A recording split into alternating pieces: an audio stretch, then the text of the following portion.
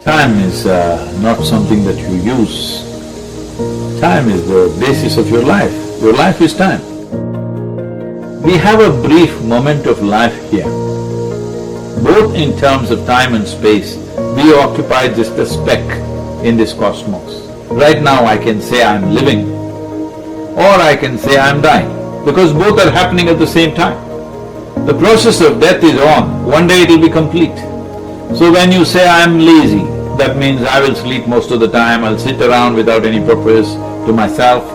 That means that you are encouraging death. If life is a race, what is the goal? You must get to the finish line faster than others. You know what's the finish line? Finish line is death. This whole nonsense about wanting to be better than somebody is happening because you have not found any sense of profoundness in your own existence.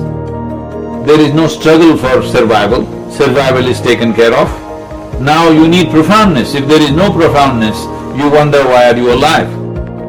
I know only one thing. I don't know too many things, I just know only one thing. I know this piece of life from its origin to its ultimate. I only talk about this life, but the world assumes I'm talking about them, because fortunately life is made the same way within them also. On the surface, deep inside, both lives are made the same way. When I talk about this, plants think I'm talking about them, the worms think I'm talking about them, every other human being thinks I'm talking about them. I am only talking about this because this is the only thing I know. You've seen the entire world only within you.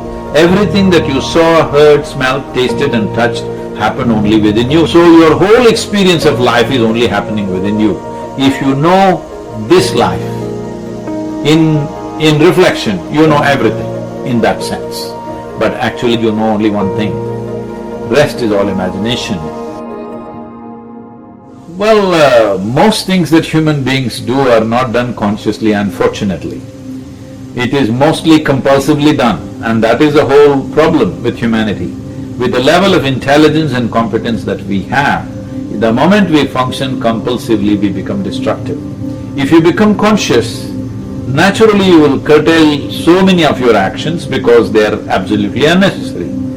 Either you're trying to be better than somebody, which you can never be, and or you're trying to do something in competition with the rest of the world, wanting to prove some nonsense that nobody's convinced about anyway, and all these countless number of people who existed on this planet before you and me, all those idiots also were doing the same thing. But where are they now? They're all topsoil. You and me also will be topsoil after some time. So let's not think too much about ourselves. If we understand the context of our existence, we are just a small pop-up on this planet and will pop out. If we know this, keeping your life pleasant, profound, if necessary in action, impactful, that is a choice. To do it without activity is much harder than to do it with activity. Most people who are lazy are also bitter about something.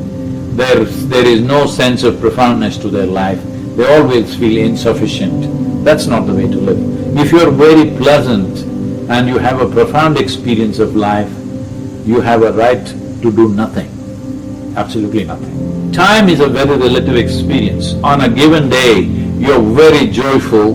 Have you noticed on that day, 24 hours, poof, went off like a moment. Another day, you're miserable or depressed, 24 hours feels like 10,000 years. So only miserable people can have a long life. So those miserable people raise all these kind of questions and make it like it's some great philosophy. Life is not a philosophy. Philosophy is a silly explanation to a life which is a phenomenon beyond all explanations. You can only experience this. You can't deduct it into your philosophy. The moment you deduct it into your philosophy, you become a constipated life. That means it happens little by little. It doesn't happen like an explosion. See, everybody knows what is needed in the world. The most important thing needed is, right now, we need pleasant human beings. Where should it start? With yourself. At least you become peaceful, joyful, loving, at least this much you become. Rest we will see what to do. Because there's only one problem on the planet, human being, isn't it? Human being is the flower of evolution, the peak of evolution. In terms of life, the heap of life that is there from microbial life to complex manifestation of life on this planet, you are on top of the world.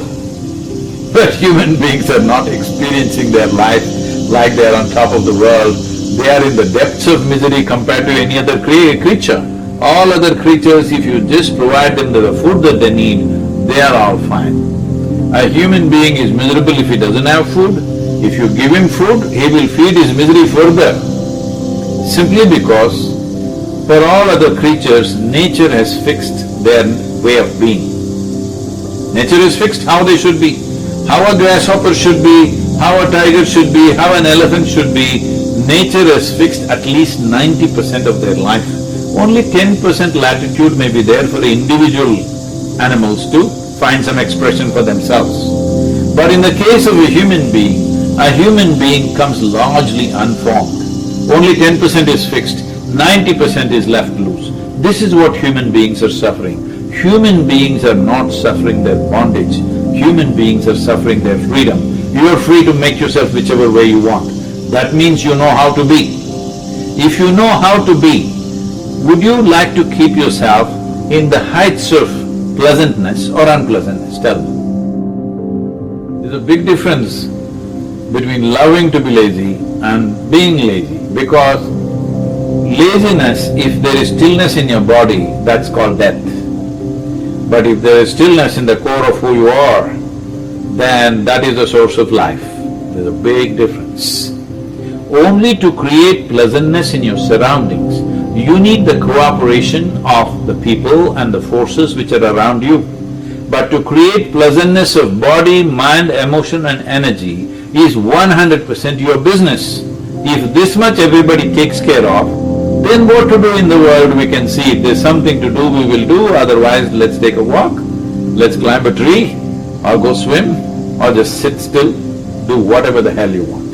But the important thing is, your life should be pleasant. Once you're pleasant, you're not satisfied with that, you will want profoundness of experience. Then you make your life profound. If it's pleasant and profound, you will have no need to do anything. If something is needed, you will do it. If nothing is needed, you can sit here joyfully. What's the problem?